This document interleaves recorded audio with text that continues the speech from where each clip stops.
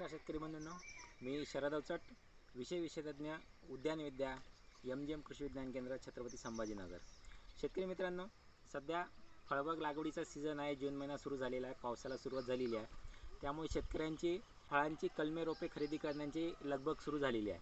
त्यामुळे आज आपण या व्हिडिओच्या माध्यमातून हे पाहणार आहोत की कलमे रोपे खरेदी करत असताना कोणत्या बाबींवर विशेष लक्ष दिलं पाहिजे आणि आपल्याला कलमे खरेदी करताना कोणत्या बाबींची तपासणी केली पाहिजे हे आजच्या व्हिडिओमध्ये आपण पाहणार आहोत. शेतकरी मित्रांनो, फळबाग लागवड करायची म्हणजे आपण आपल्या जवळची जमापुंजी सगळी फळबागेच्या लागवडीमध्ये घालतो आणि त्यामधला सर्वात महत्त्वाचा टप्पा बागेच्या उत्कृष्ट निगराणीकरिता किंवा उत्कृष्ट निर्मितीकरिता फळांची कलमे घेत असताना त्यांची निवड करणे अत्यंत महत्त्वाचं ठरते.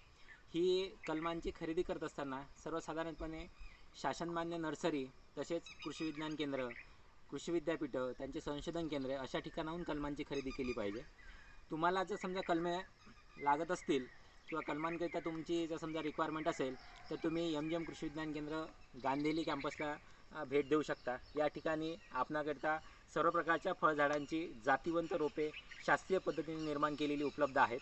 त्याकरिता आपण अवश्य एकदा भेट द्यावी.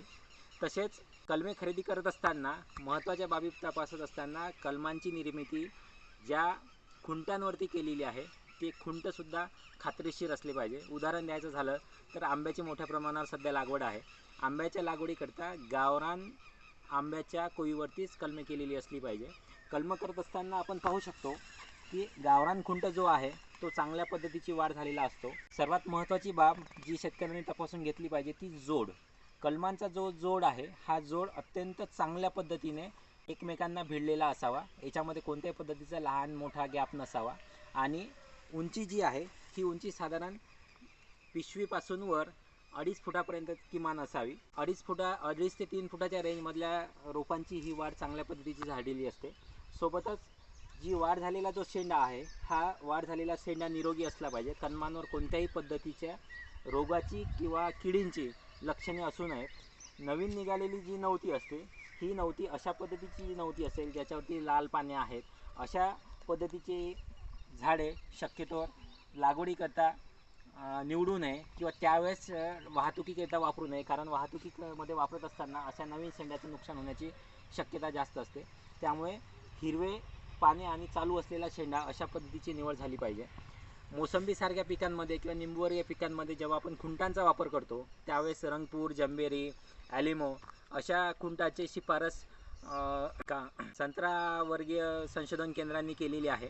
याच्यामध्ये जर समजा आपल्याला घन लागवड पद्धतीचा अवलंब करायचा असेल तर त्या ठिकाणी रंगपूर, ॲलिमोसारखी ज्यांच्या खुंटावर तयार केलेल्या कलमांचा विस्तार हा मर्यादित असतो, जेणेकरून आपण कमी लागवडीमध्ये याचा वापर करू शकतो. तसेच जमिनीच्या प्रकारानुसार सुद्धा आपण खुंटांचा प्रकार बदलवतो. जमिनीच्या प्रकारानुसार सुद्धा आपण खुंटांचा प्रकार बदलवतो. हलक्या जमिनीकरिता आपण जंबीरीसारख्या रुस्टॉकचा वापर करू शकतो. भारी जमिनीमध्ये रंगपूर किंवा ॲलिमोसारख्या खुंटांचा वापर करावा.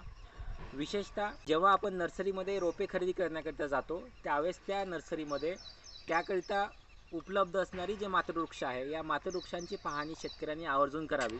मातृवृक्षांवरती रोग किडींचा प्रादुर्भाव नसावा. मातृवृक्षांवरती जर समजा कलमांकरिता आपण डोळाकांडी काढत असू तर त्यावरती कोणत्याही पद्धतीची फळधारणा घेतलेली नसावी. जर समजा झाडावरती फळधारणा होत असेल आणि ती फळधारणा घेतल्या जात असेल तर कलमांचा जोम हा कमी राहतो. कारण एकतर डोळाकांडीकरिता कलमकांडीकरिता त्या मातृवृक्षांचा वापर करावा, अन्यथा त्या झाडांचा फळधारणेकरिता वापर करावा. मोठ्या प्रमाणावरती रोपे तयार करत असताना या बाबीकडे दुर्लक्ष केलं जातं. त्यामुळे आपल्याला कलमांचा जोम हा टिकून राहत नाही.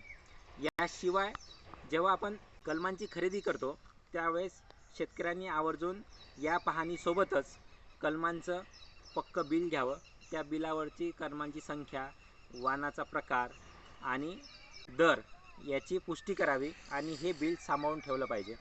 दुसरा एक टप्पा असा येतो की कलमे खरेदी केल्यानंतर सर्वसाधारणपणे नर्सरीमध्ये शेडनेट हाऊस, पॉली हाऊस किंवा हार्डनिंग सेंटरमध्ये रोपांची साठवणूक केलेली असते आणि जेव्हा आपण हे बाहेर लागवडीकरता नेतो त्यावेळेस जर समजा जास्तीचं वाहतुकीचं अंतर जास्त असेल तर अशा अवस्थेमध्ये जर समजा झाडांची हार्डनिंग चांगल्या पद्धतीची झाली नसेल तर कलमांना आपल्याला नुकसान होतं.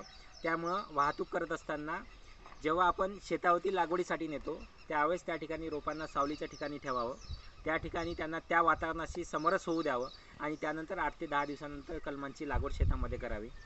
वाहतूक करत असताना कलमांचे जोड मोडले जाणार नाही याची दक्षता घ्यावी, कारण साधारण 100 रुपयाच्या आसपास सर्वसाधारण सर्व कलमांचे दर आहेत. अशा परिस्थितीमध्ये एक झाड जरी समजा मोडत असेल तर शेतकऱ्याचं नुकसान होते आणि ते जर समजा झाड शेतामध्ये लावलं गेलं तर त्याचाही नुकसान होतं. डाळिंबासारख्या पिकामध्ये गुटी कलमाच्या माध्यमातून जेव्हा कलमं केली जातात त्यावेळेस जे मातृवृक्ष आहे त्या मातृवृक्षावर खूप मोठ्या प्रमाणामध्ये समजा गुटीची कलमं तयार केली असेल तर तरीही त्या झाडाचा जोम टिकून राहत नाही. त्यामुळे एका झाडावर मर्यादित संख्येमध्ये ज्या ठिकाणी गुटीची कलमं तयार केली असेल अशा कलमांचाच आपण लागवडीकरता उपयोग करावा. या व्यतिरिक्त इतर माहिती लागल्यास किंवा फळबागेच्या लागवडीच्या संदर्भात आपल्याला विशेष चर्चा करायची असल्यास तर तुम्ही MGM कृषी विज्ञान केंद्र गांधिली येथे अवश्य भेट द्या. तुमच्यासाठी आम्ही सदैव तत्पर असू. तोपर्यंत धन्यवाद.